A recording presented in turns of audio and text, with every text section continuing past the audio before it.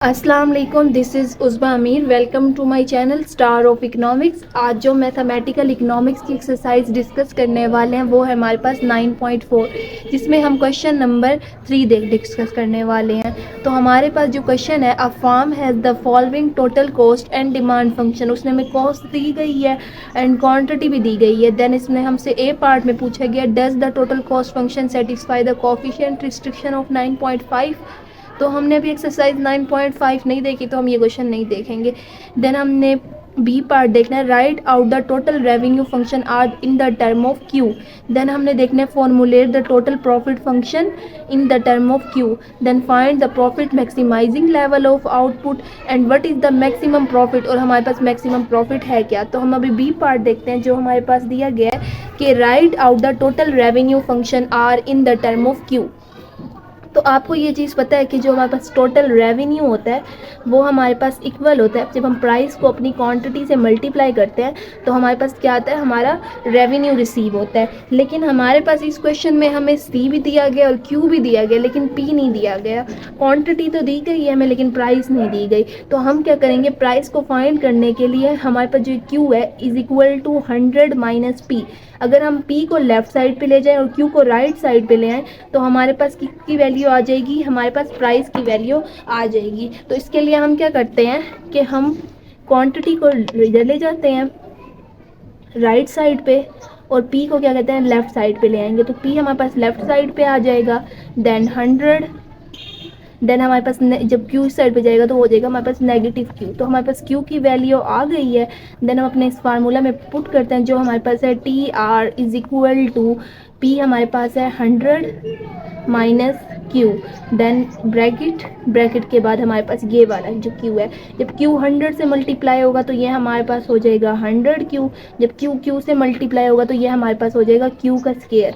तो हमारे पास जो टोटल रेवेन्यू आ रहा है वो हमारे पास आ रहा है 100Q माइनस Q का स्क्वायर। तो ये हमारे पास टोटल रेवेन्यू आ गया। देन सी पार्ट में हमसे पूछा गया, formulate the total profit function in the term of Q। तो ये हमारे पास प्रॉफिट फंक्शन हम डेल्टा से डिनोट करते हैं।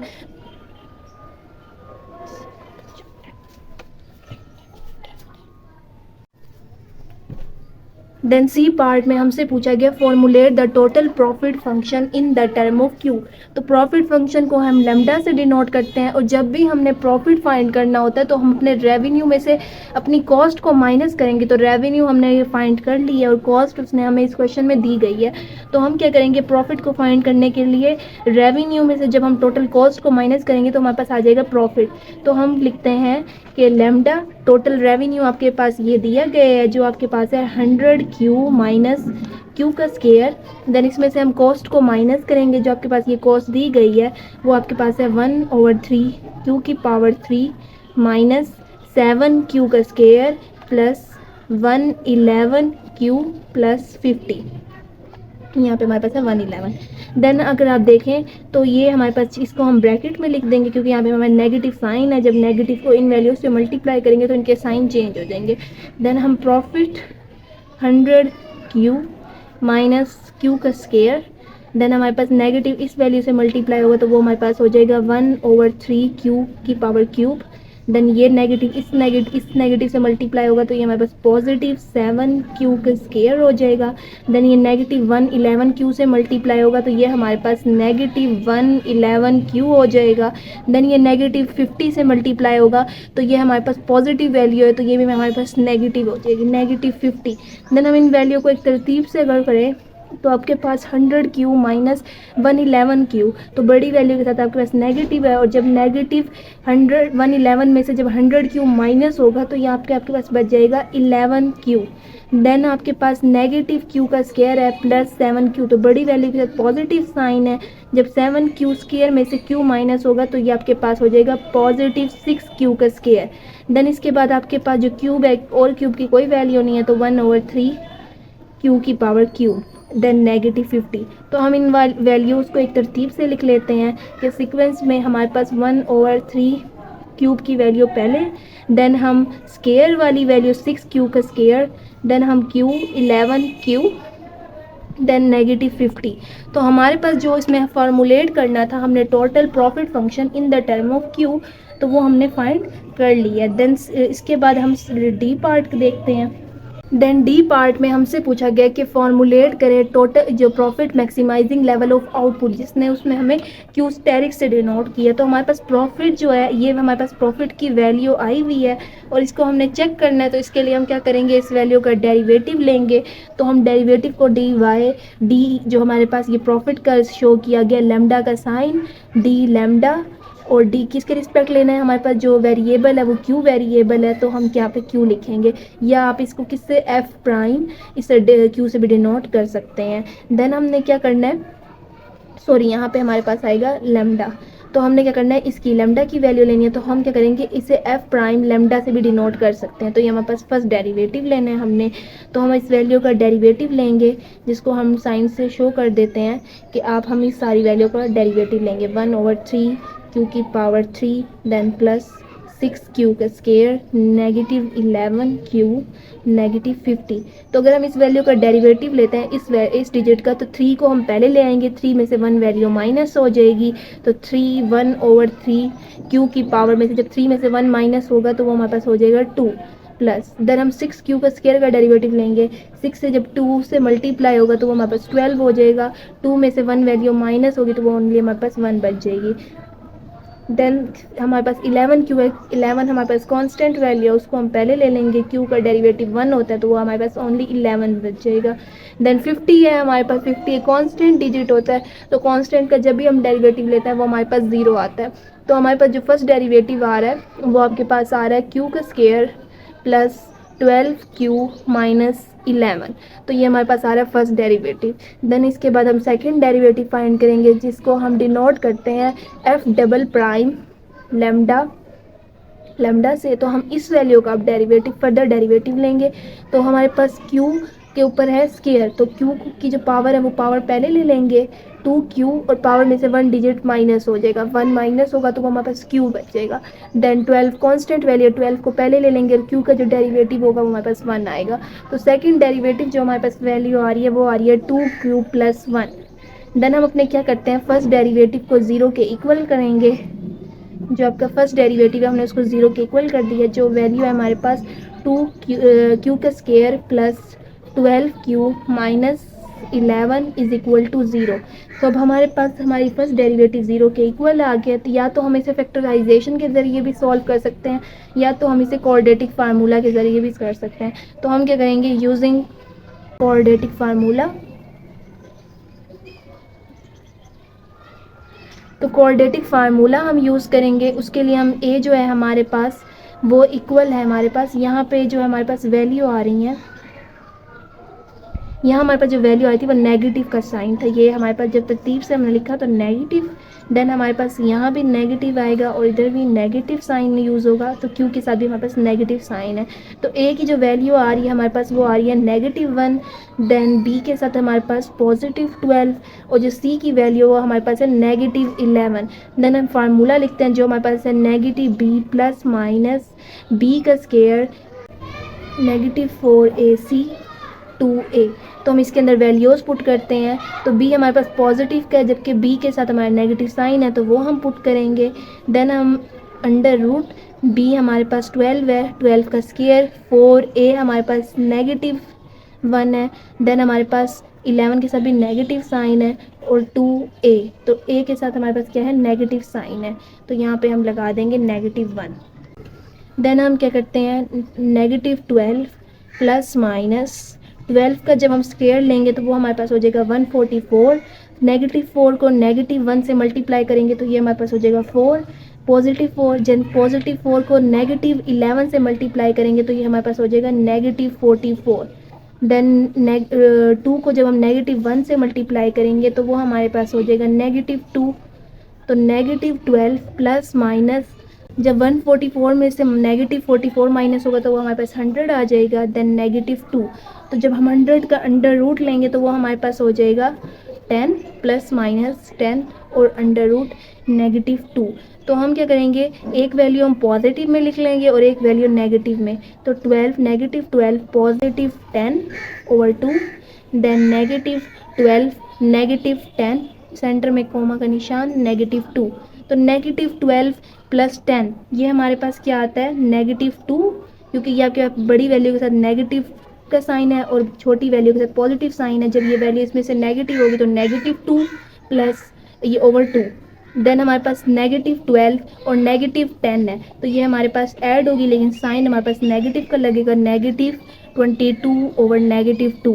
तो यहाँ पे भी हमारे पास -2 है नीचे, तो -2 से -2 जब कैंसिल होगा तो हमारे पास एक जो x की वैल्यू आ रही है वो हमारे पास 1 आ रही है। जब 22 से डिवाइड होगा तो यहाँ पे हो जाएगा हमारे पास 11, क्योंकि नेगेटिव का साइन भी नेगेटिव साइन से कैंसिल हो जाएगा। तो क्योंकि हमारे पास दो वैल्यूज़ आ रही हैं, एक 1 आ रही है और एक 11 आ रही है, देन हम उसको सेकंड डेरिवेटिव जो हमारे पास पीछे हमने फाइंड किया था फर्स्ट डेरिवेटिव के बाद उसके अंदर पुट करेंगे। तो putting q is equal to 1 in second derivative,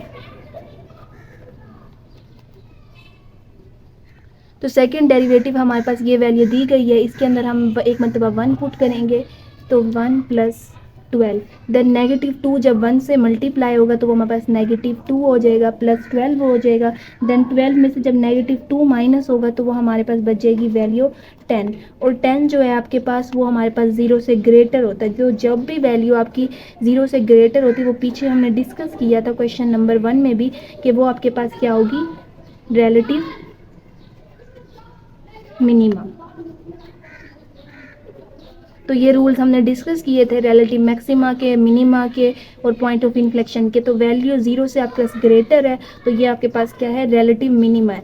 then हम सेकंड डेरिवेटिव के अंदर q is equal to 11 put करते हैं, तो सेकंड डेरिवेटिव की आपकी वैल्यू थी -2q प्लस 12, इसमें हम पुटिंग करेंगे value, putting q is equal to 11 in second derivative.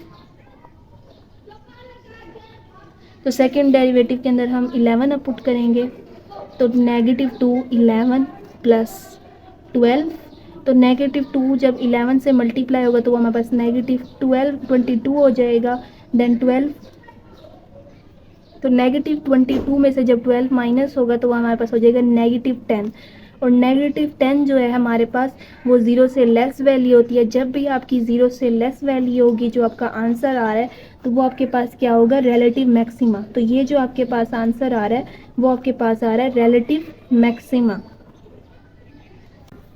Then हमारे पास q की दो वैल्यूज़ आ रही हैं हमें मैक्सिमम प्रॉफिट फाइंड करने के लिए। जो हमारे पास प्रॉफिट की वैल्यू आ रही थी, जो थी हमारे पास लैम्डा इज इक्वल टू -1/3, जो हमने ये पीछे फाइंड की थी, 1/3 q की पावर 3 प्लस 6q का स्क्वायर, देन हमारे पास -11q, देन -50। तो ये हमारे पास वैल्यू आ रही थी, हम इसमें एक मरतबा 1 पुट करेंगे, q इज इक्वल टू 1, ये हमारे पास हम ले लेते हैं 1 के 1 है equation, putting in equation 1,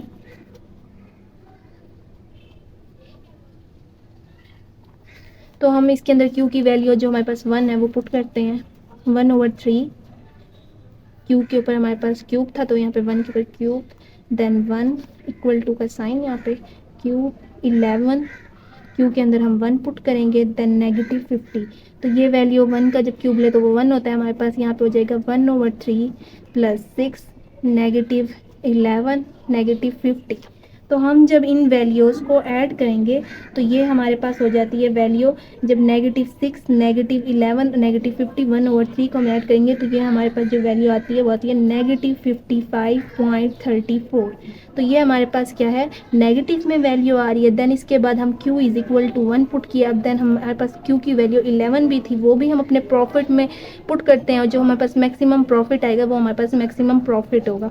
then हम q is equal to 11 put करते हैं इसके अंदर, तो हमारे पास जो ये वैल्यू है प्रॉफिट की नेगेटिव, इसे हम लिखते हैं q is equal to 11 putting in equation 1 जो हमारे पास ये दी गई है इक्वेशन, तो इसके अंदर हम पुट करते हैं -1/3 q की पावर 11 के अंदर क्यूब हो जाएगा, प्लस 6 q के अंदर हम वैल्यू पुट करेंगे 11 का स्क्वायर, देन -11 q की जगह पे हम 11 लिखेंगे, देन नेगेटिव हमारे पास है 50। तो हमने क्या करना है, लैम्डा -3। जब आप 11 का क्यूब लेंगे तो वो आपके पास आएगा 1331 प्लस 6। 11 का जब क्यूब लेंगे तो वो आपके पास आ जाएगा, 11 का जब स्क्वायर लेंगे तो वो आपके पास आएगा 121। देन 11 को 11 से मल्टीप्लाई करेंगे तो वो आपके पास आएगा 121 प्लस 50। देन -13 को आप 331 से मल्टीप्लाई करेंगे तो वो आपके पास आएगी वैल्यू -44 3.67। जब आप 6 को 121 से मल्टीप्लाई करेंगे तो आपके पास आएगी 726। 121 को ऐसे लिखेंगे, देन 50। देन हम इन वैल्यूज़ को ऐड और सब्ट्रैक्ट करेंगे तो हमारे पास जो वैल्यू आती है वो आती है 111.34। तो ये हमारे पास जब हम कैलकुलेट करेंगे कैलकुलेटर से तो वो आपके पास 111.3333 वैल्यू आएगी। तो हम क्या करेंगे 3.4, क्योंकि हमें नहीं पता ये वैल्यू कहाँ तक जा रही है तो हम इसे लिखेंगे 111.34 तक। तो हमारे पास जो मैक्सिमम प्रॉफिट आ रहा है वो आपके पास क्या आ रहा है 111.34। ये हमारे पास बड़ी वैल्यू है और ये हमारे पास छोटी वैल्यू है। तो हमारे पास हम लिखेंगे कि ये क्या है हमारे पास मैक्सिमम प्रॉफिट। फॉर एग्जाम्पल अगर आपसे मिनिमम प्रॉफिट पूछा जाता तो यहाँ पे हम ये लिखते कि ये हमारे पास मिनिमम प्रॉफिट है,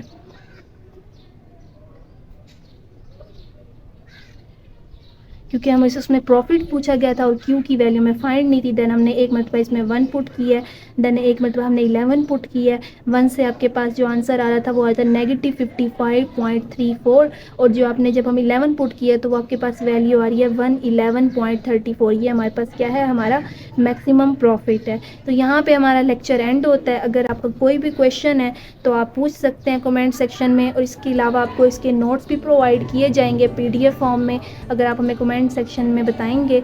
ओके, थैंक यू, अल्लाह हाफिज़।